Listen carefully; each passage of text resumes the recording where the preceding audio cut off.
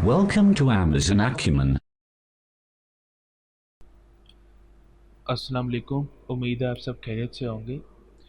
आज की वीडियो में हम एक क्वेश्चन को डिस्कस करेंगे जो कि काफ़ी लोगों की तरफ से पूछा जाता है, और वो क्वेश्चन ये है कि अमेज़ॉन पे होलसेल बिज़नेस करने के लिए वेबसाइट का होना क्यों ज़रूरी है।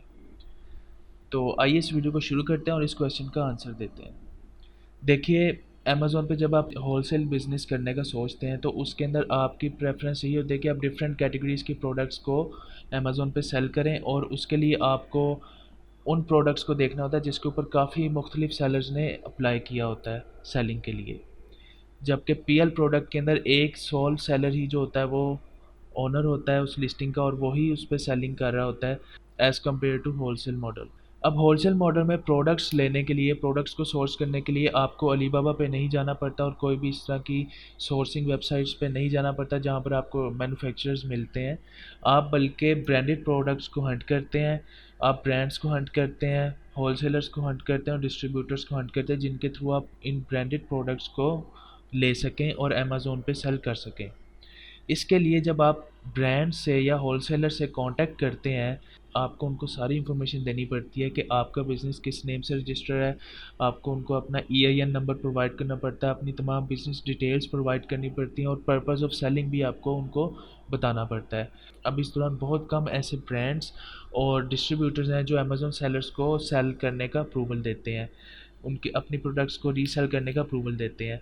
अब इसकी रीज़न ये है कि अमेज़न पे जितने भी सेलर्स प्रोडक्ट्स को सेल करते हैं वो लॉन्ग पीरियड के लिए सेलिंग नहीं करते। बहुत से ऐसे सेलर्स होते हैं, जब उनको नज़र आता है कि बाय बॉक्स रोटेशन अच्छी नहीं है तो वो उस प्रोडक्ट को सोर्स करना छोड़ देते हैं। बिल्कुल शॉर्ट टर्म बिजनेस किया जाता है और दूसरी प्रोडक्ट पे शिफ्ट कर जाते हैं, जिसकी वजह से इन्हीं इन्हीं कंसर्न्स की वजह से काफ़ी ब्रांड्स और डिस्ट्रीब्यूटर्स जो हैं वो अमेज़न सेलर्स को अवॉइड करते हैं, और वो प्रेफर करते हैं फिज़िकल रिटेलर्स को जिनकी अपनी शॉप्स होती हैं या जिनकी अपनी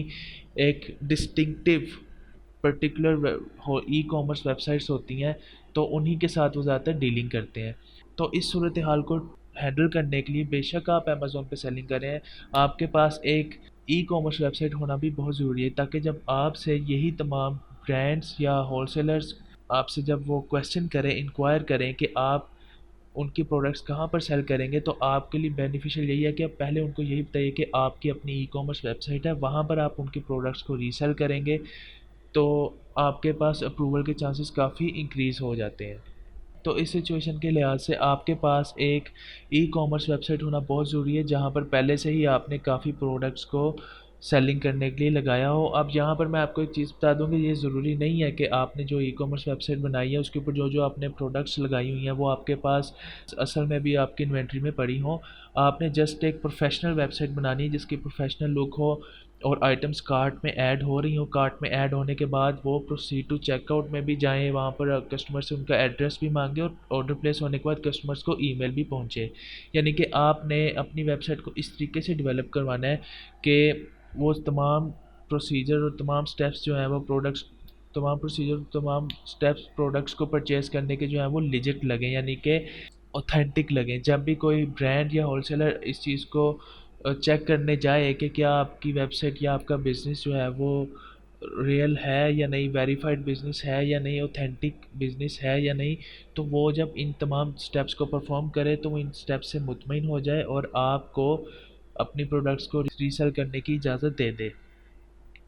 तो वेबसाइट के होने से आपको एक एज मिल जाता है, एक प्लस पॉइंट मिलता है जिसके ज़रिए आपके अप्रूवल लेने के चांसेस काफ़ी इंक्रीज़ हो जाते हैं, और बहुत से ऐसे होलसेलर्स और ब्रांड्स जो कि अमेज़न सेलर्स को सेलिंग करने के लिए अपनी प्रोडक्ट्स नहीं देते, वो फिर आपको अपनी प्रोडक्ट्स दे देते हैं। इसके लिए मिसाल के तौर पे अगर आपने एक ऐसे ब्रांड से कॉन्टैक्ट किया है जो अमेज़न सेलर्स को अपनी प्रोडक्ट्स तो नहीं दे रहा, लेकिन और वो उन तमाम रिटेलर्स को अपनी प्रोडक्ट्स देने के लिए तैयार है जिनकी ई कॉमर्स वेबसाइट्स हैं, तो आप उससे कांटेक्ट करेंगे और कांटेक्ट करके आप वो तमाम प्रोडक्ट्स या तो 3PL वेयर हाउस में मंगवा लेंगे, या अगर आपका कोई रिलेटिव उधर रह रहा है आप उसकी तरफ भी अपनी प्रोडक्ट्स को भिजवा सकते हैं, वहाँ उस एड्रेस पे भी भिजवा सकते हैं। अगर तो आपकी प्रोडक्ट्स कम क्वांटिटी में है, इस तरीके से उनको भी इस चीज़ का शुबा नहीं होता कि आप अमेज़ोन के वेयर हाउस में अपनी प्रोडक्ट्स को भिजवा रहे हैं या नहीं। और मोस्टली होलसेल मॉडल के अंदर यही होता है कि जब भी आप अपनी प्रोडक्ट्स को ब्रांड या होलसेलर से शिप करवाते हैं तो आपको उन प्रोडक्ट्स की प्रेप करवानी ही पड़ती है।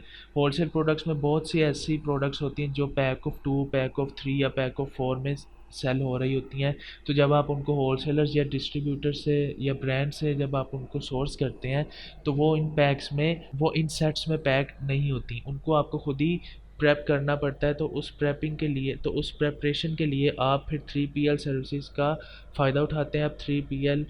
सर्विस प्रोवाइडर से कांटेक्ट करके तो उनके वेयर हाउस में अपनी प्रोडक्ट्स को ब्रांड की फैसिलिटी या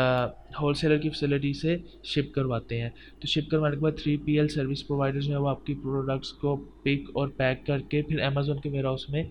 भेज देते हैं। तो इस तरीके से आप आसानी से अमेज़ोन के ऊपर अपना होलसेल बिज़नेस कर सकते हैं और आपको अप्रूवल लेने में किसी किसी किस्म की मुश्किलात का सामना नहीं करना पड़ता। तो आई होप आपको इस वीडियो से पता चल गया होगा कि अमेज़ोन पे होलसेल बिज़नेस करने के लिए वेबसाइट की क्या इंपॉर्टेंस है। अगर आपका इस वीडियो से रिलेटेड कोई भी क्वेश्चन है, आप मेरे से वीडियो के कमेंट सेक्शन में पूछ सकते हैं। Thank you.